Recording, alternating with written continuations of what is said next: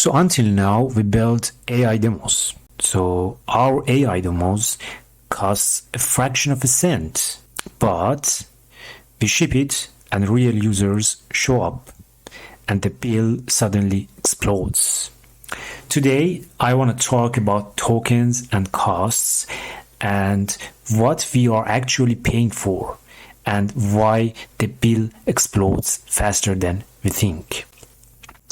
The important thing here is that we don't pay per request like traditional APIs, we pay per token.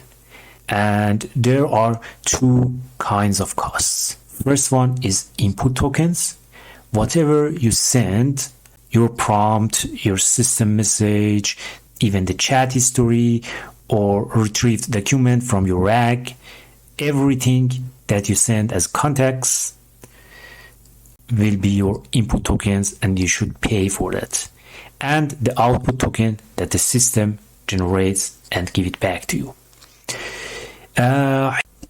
Input is cheap per token, but the volume is what gets you. Every call resends the whole context, the full chat history, every retrieved document, every time. So a tiny one-word answer can cost a fortune if it's sitting on top of a giant prompt or chat history.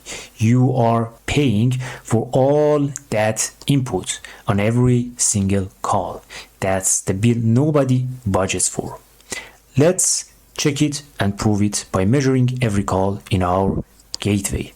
So here we spin up our Fast API gateway and let's call it and use our client again.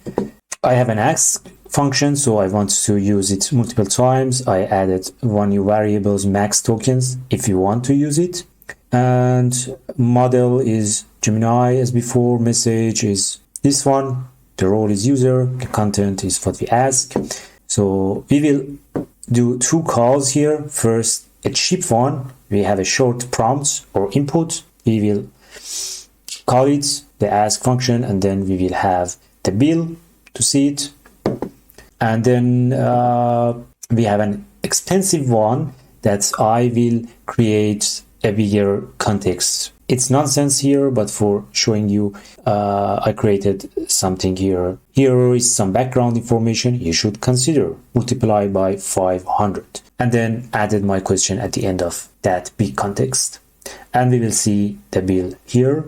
At the end, we will print it out to see what happens. So let's run it. UV run episodes client. Let me make sure it's saved. Let's run it. Okay. And competition tokens 111. The cost that we have here is basically 0016. Let's go to our servers, see the info that we print out. It's the first one here, I would say. The first call that was a short one, you will see it's basically 0 because we asked a little question that was basically the input token was basically 0, have 7 tokens, and then 23 tokens was our output, total cost, and the latency, you will see. The second prompt or the second request that we sent, you can see the difference here now. When we have a bigger context, and then you will see the output token number and the costs. The total costs, you can just compare the latency, and you can scale it up for other use cases. So the last thing I want to show here is usage of the max tokens. I will call our function ask 2 times, once without the max token and once with the max token to see the difference.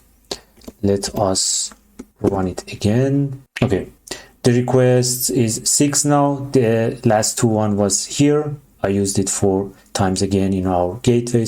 And you will see the cost here, the total input output tokens, and when we have no cap, the total output tokens is 842, and the finishing reason is the stop of our output. When we cap it, The output tokens is 47. Finish reason is the length. So you should be careful. What we do with the cap is just for the output tokens, not the input tokens. Always use a max tokens based on your use case. If you have a chatbot and say, okay, the maximum answer would be 500, 1000 token, use that. It will save you a lot. Also for the input, if you don't use RAG or any chat history or any kind of context, you can also, before calling the ask function, reduce the size of the question. Maybe somebody comes to your website, copy a large text, and it will cost you a lot. So you can check the inputs as well. So now your gateway doesn't just route and stream, it knows what every call costs, how many calls has been made, which model has been used, what are the latencies, input and output tokens. In next episode, we will talk about structured output, how to make the model return reliable JSON every time, so you can actually trust it in code. So don't forget to subscribe so you don't miss it. Code in the description as always. See you there.